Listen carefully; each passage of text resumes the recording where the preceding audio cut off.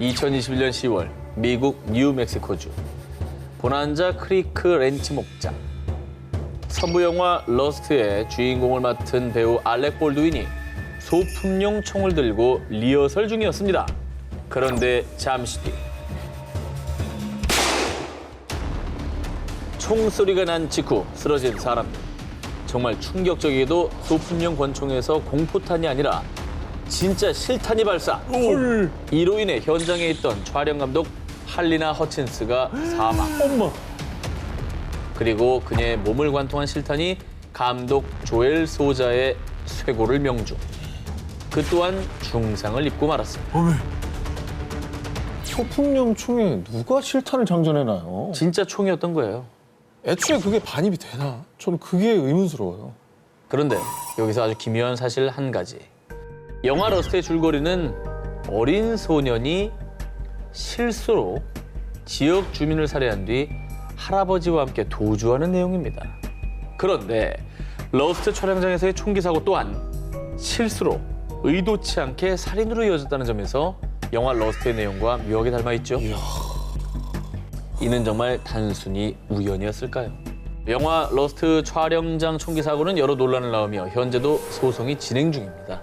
이게 정말 우연한 사고였다면 영화 내용이랑 너무 맞아떨어지니까 너무 소름인 거죠. 그럼 지금 이거는 과연 누가 그 진짜 총알을 갖다 놨느냐 이거 가지고 지금 소송을 하는 그게 제일 중요한 거죠. 그러겠죠. 사실은. 자, 일단 말이죠. 해당 사고 이후에 영화 제작은 중단된 상태입니다. 그런데 또 다른 어둠의 기운이 영화 촬영장을 덮쳐오고 있었습니다.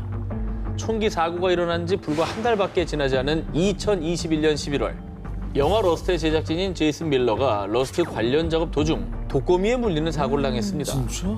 밀러는 거미 독으로 인해 팔 조직 일부가 괴사한 것도 모자라 헐. 폐혈증까지 심각. 급기야 팔 절단 위기까지 처했습니다. 아니 또 제작진이 이렇게 한 달여 만에 목숨을 잃을 뻔한 사고가 또 생긴 거잖아요. 여러 추측을 해도 악령이 제일 설득력이 있다는 거예요. 내 말은. 그렇잖아요. 너무 악독해. 앙심? 너무 악독해. 앙심으로 독거미를 풀어놓는다고 거기다가? 아, 이게 말이 안 되죠. 독거미를 풀었다고 그 독거미가 가서 사람 물지 안 물지 물 모르는 거 물지 아니에요, 어떻게 사실. 합니까? 뭐 조종합니까? 그러니까 악령이지. 악령이 거미를 조종했을 수는 있겠다. 수차례 수술을 받은 밀러는 천만다행히도 팔 절단 위기는 모면했지만 여전히 치료를 받아야 한다고 합니다. 한 영화 그리고 연속된 비극. 사람들을 공포로 몰아넣은 그 사고들은 단순한 우연 그뿐이었을까요? 아니면 혹시 어떤 불길한 저주가 실현된 것일까요? 여름 특집 영화로 만들어질 현실 속 공포 19 7위 공개합니다. 의문의 대학생 실종 사건. 2013년 미국 캘리포니아 예술대학에 재학 중이던 브라이스 라스피사. 그는 평소 쾌활하고 성실한 성격에 재능까지 인정받는 모범적인 학생이었습니다. 그런데 어느 날부터 브라이스는 공부에도 손을 떼고 밤낮이 바뀐 채 생활하며 매 순간 딴 생각을 하는 듯 불안 증세를 보이기 시작했는데요. 뭐 안 좋은 일이 있었던 건가요? 그러던 어느 날 야밤에 갑작스럽게 차를 몰고 4시간 30분 거리의 부모님 집으로 향한 브라이스.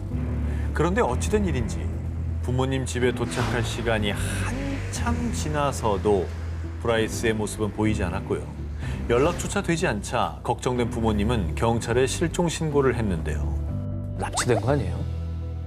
아니면은 뭐 워낙 또 먼 거리니까 가다가 조금 쉬면서 잠에 이제 들었는데 제 시간에 도착 안 하고 그냥 뭐 아침이 돼버렸다든지. 그러면 다행인데 사고 났을까 봐. 다행히 브라이스는 부모님 집과는 조금 떨어진 지역의 한 호텔 주차장에서 발견됐습니다. 그런데 정말 이상한 건요. 무려 18시간 동안 차 안에서 꼼짝도 안 하고 있었다는 겁니다. 당시 브라이스는 음주 측정 검사에서도 별다른 반응을 보이지 않았고 약물, 총기류도 소지하지 않은 멀쩡한 상태였다고 하는데요.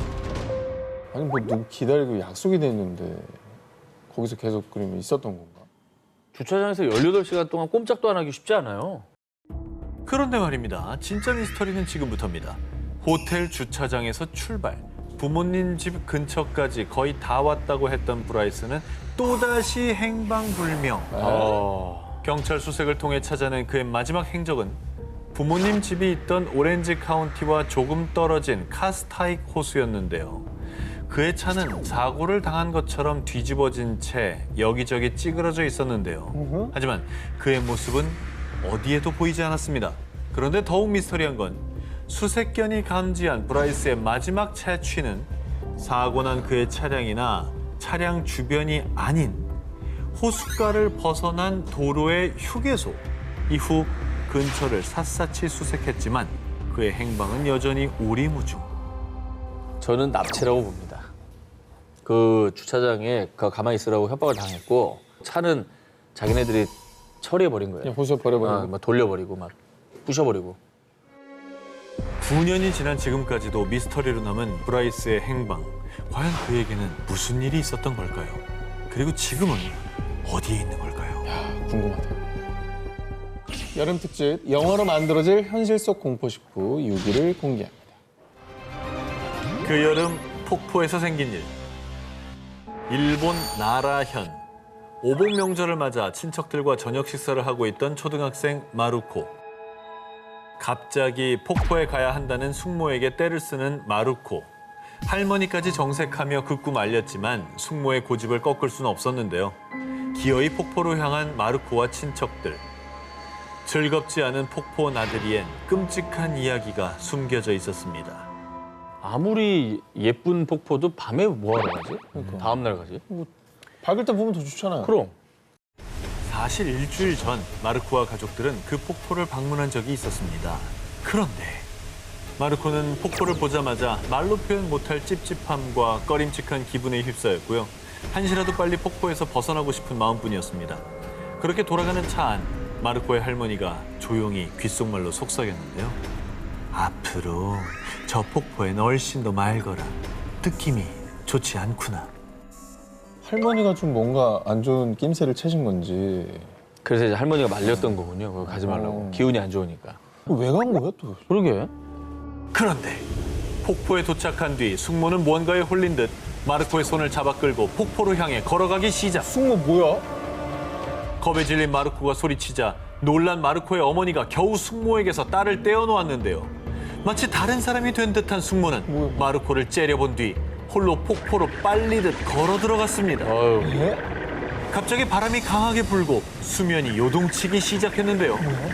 순식간에 폭포에 몸이 잠기려던 찰나 숙모는 바위에 부딪혀 넘어지며 다행히 정신을 차렸는데요. 이상한 것은 그 바위엔 불경이 쓰여 있었습니다. 엥? 숙모가 넘어진 장소는 과거 한 불귀의 객이 스스로 목숨을 끊은 곳이라는 것. 그 영화 람종 속에 그 귀신에 빙의된 것처럼 숙모도 물귀신이나 뭐 어떤 귀신에 홀린 게 아닌가. 아 근데 순간 뭐 그래도 바위에 부딪히면서 이제 살아난 거잖아요. 거기 불경이 있었다고 하니까 혹시 그게 좀 위력이 있었던 거 아닐까? 불경의 힘이다. 한 일본인이 초등학생 때 폭포에서 겪었다는 끔찍한 경험. 정말 숙모는 귀신에 홀렸던 걸까요? 여름 특집 영화로 만들어질 현실 속 공포 19 5위를 공개합니다. 칠흑 같은 어둠 속 일본 아오모리 현에서 차를 타고 어디론가 향하는 세 사람. 저기 있다! 저 낡은 문이랑 해골 모양의 돌! 스기소와 마을이 분명해!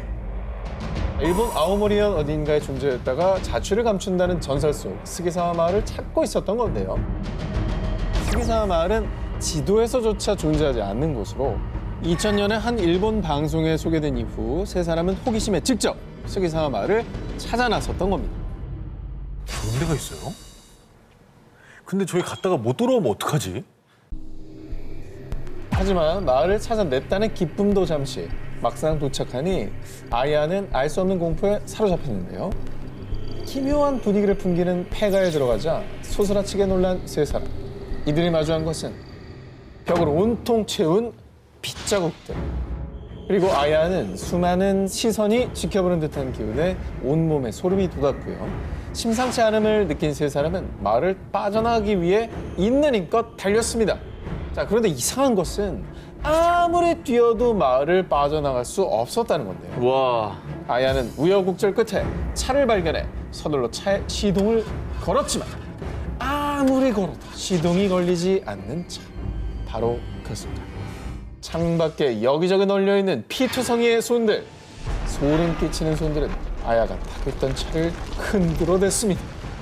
전해지는 바에 따르면 세 사람은 다신 볼 수 없었다는 겁니다. 아, 근데 존재하지도 않는다면서 이 스기사와 마을은 왜 이렇게 무서운 전설이 있는 거며 그 사람들은 진짜 어떻게 된 거며 너무 궁금합니다. 일본에서 전해지는 바에 따르면 과거 아오모리현에 코스기라는 마을이 존재했었는데요. 이 마을의 또 다른 이름이 스기사와 마을. 자, 그런데 1938년 이 스기사와 마을에서 한 청년이 귀신에 홀린 듯 도끼를 휘둘러 주민들을 모조리 살해해요. 이후 청년은 스스로 목숨을 끊었고요. 폐하가 된 스기사와는 지도에서도 영영 사라졌고 악령이 깃들어 시간의 왜곡 속에서 존재했다가 사라졌다는 괴담이 전해져 오고 있는 겁니다. 아, 이게 그러니까 실화인지 괴담인지도 모르는 약간 그 증명되지 않은 전설 같은 뭐 이런 거네요. 부전으로 넘어오다 보니까 이제. 예. 일본인들이 믿어 의심치 않는 스기사와 마을.